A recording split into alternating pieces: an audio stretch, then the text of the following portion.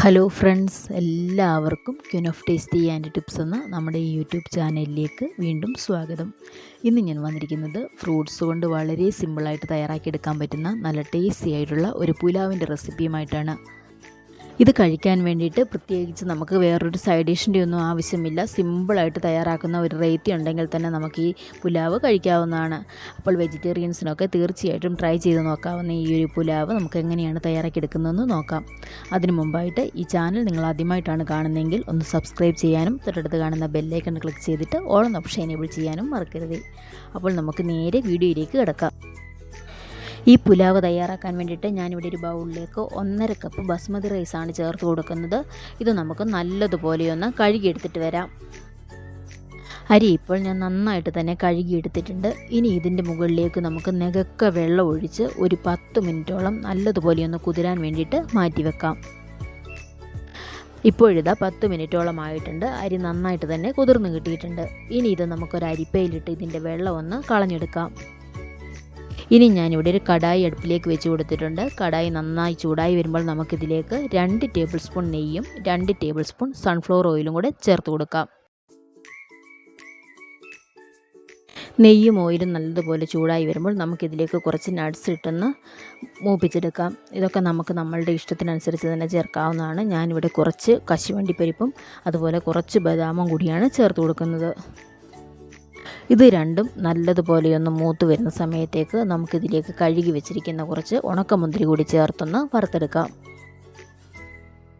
ഈ മുന്തിരിങ്ങയൊക്കെ നല്ലതുപോലെ മൂത്ത് കിട്ടിയിട്ടുണ്ട്. ഇത്ര തന്നെ മതിയാകും. ഇനി നമുക്കിത് എണ്ണയിൽ നിന്നും കോരി മാറ്റാം.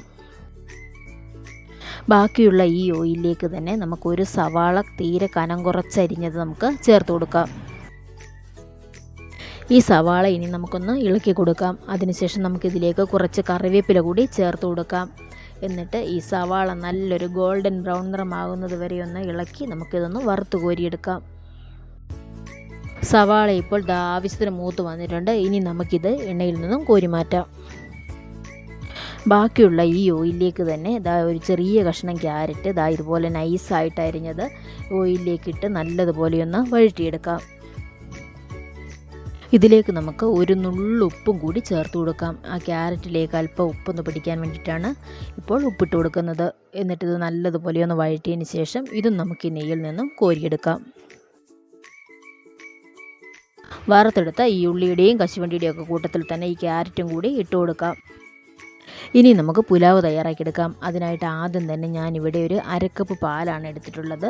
ഈ പാലിലേക്ക് നമുക്ക് ഒരു 1/4 ടീസ്പൂൺ മഞ്ഞൾപ്പൊടി കൂടി ചേർത്ത് കൊടുക്കാം. ഈ പുലാവിലേക്ക് നല്ലൊരു കളർ കിട്ടാൻ വേണ്ടിയിട്ടാണ് നമ്മളിവിടെ 1/4 ടീസ്പൂൺ മഞ്ഞൾപ്പൊടി ചേർത്ത് കൊടുക്കുന്നത്.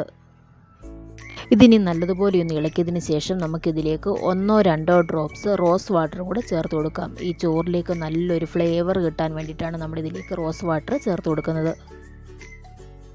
ഇനി ഈ പാല് നമുക്കൊരു പാത്രത്തിലേക്ക് ഒഴിച്ചു കൊടുക്കാം. എന്നിട്ട് അതിലേക്ക് 2.5 കപ്പ് വെള്ളവും കൂടി ചേർത്ത് കൊടുക്കാം. ഞാനിവിടെ 1.5 കപ്പ് ബസ്മതി റൈസാണ് എടുത്തിട്ടുള്ളത്. അതുകൊണ്ട് തന്നെ ടോട്ടലായിട്ട് ഇതിൽ 3 കപ്പ് വെള്ളം വേണം. ഞാനിവിടെ 1/2 കപ്പ് പാലും 2.5 കപ്പ് വെള്ളവും കൂടി ചേർത്താണ് നമുക്കിത് നല്ലതുപോലെ ഒന്ന് തിളപ്പിച്ചെടുക്കാം. വെള്ളവും പാലും കൂടി തിളച്ച് വരുന്ന ആ സമയം കൊണ്ട് തന്നെ നമുക്ക് ഈ അരി ഒന്ന് ചൂടാക്കിയെടുക്കണം. അതിനായി ഞാനിവിടെ നേരത്തെ വറുത്തെടുത്ത എണ്ണയുടെ ആ ബാക്കിയിലേക്ക് തന്നെ 1 ടീസ്പൂൺ പെരുംജീരകം, അതുപോലെ തന്നെ ചെറിയൊരു കഷ്ണം പട്ട, ഒരു തക്കോലം, ഒരു 4 ഏലയ്ക്ക, ഒരു 4-5 ഗ്രാമ്പൂ, ഇത്രയും കൂടെ ചേർത്ത് നമുക്കിതൊന്ന് മൂപ്പിച്ചെടുക്കാം.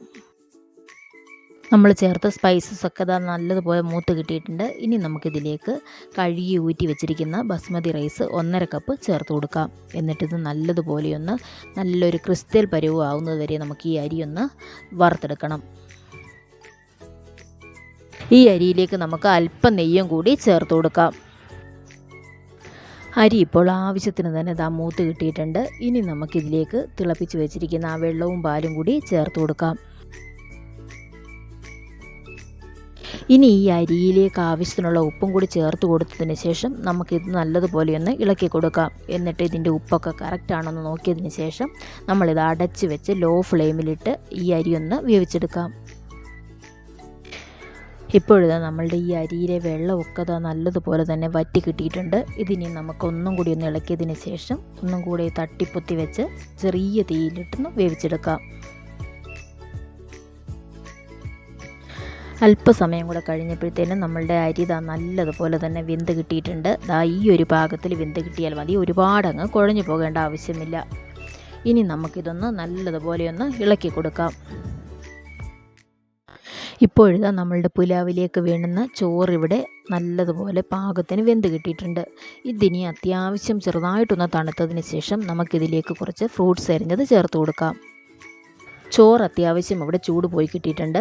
നമുക്കിനി ഇതിലേക്ക് 1 കപ്പ് പൈനാപ്പിൾ ചെറുതായിട്ട് അരിഞ്ഞതും 1 കപ്പ് മാതള നാരങ്ങി അതിൻ്റെ അല്ലികൾ ഇതുപോലെ പൊളിച്ചെടുത്തതും അതുപോലെ തന്നെ 1 കപ്പ് ആപ്പിൾ ചെറുതായിട്ട് അരിഞ്ഞതും കൂടെ ചേർത്ത് കൊടുക്കാം.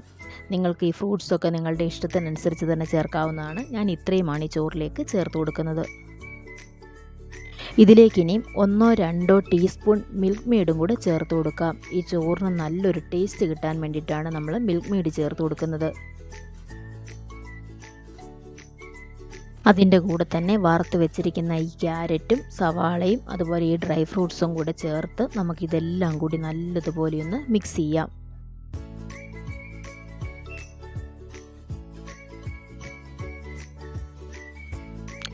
ഇപ്പോഴിതാ ഞാൻ ഈ പുലാവ് നല്ലതുപോലെ തന്നെ മിക്സ് ചെയ്തെടുത്തിട്ടുണ്ട്. ഇത് കാണാൻ തന്നെ നല്ലൊരു കളർഫുള്ളാണ്. ഇനി നമുക്കിത് സെർവ് ചെയ്യാം. അങ്ങനെ വളരെ ടേസ്റ്റി ആയിട്ടുള്ള ഒരു ഫ്രൂട്ട്സ് പുലാവാണ് ഞാനിവിടെ തയ്യാറാക്കിയിട്ടുള്ളത്. ഇത് കാണാൻ തന്നെ നല്ലൊരു ഭംഗിയാണ്. ഇത് കുഞ്ഞുങ്ങൾക്കൊക്കെ ടിഫിനിൽ കൊടുത്തു വിട്ടാൽ അവർ തീർച്ചയായിട്ടും അവർക്ക് ഇഷ്ടപ്പെടും. നിങ്ങളെല്ലാവരും ഇത് ട്രൈ ചെയ്ത് നോക്കണം. എന്നിട്ട് അതിൻ്റെ ഫീഡ്ബാക്ക് അറിയിക്കണം. വീഡിയോ ഇഷ്ടപ്പെടുകയാണെങ്കിൽ ലൈക്ക് ചെയ്യാനും ഷെയർ ചെയ്യാനും സബ്സ്ക്രൈബ് ചെയ്യാനും മറക്കല്ലേ.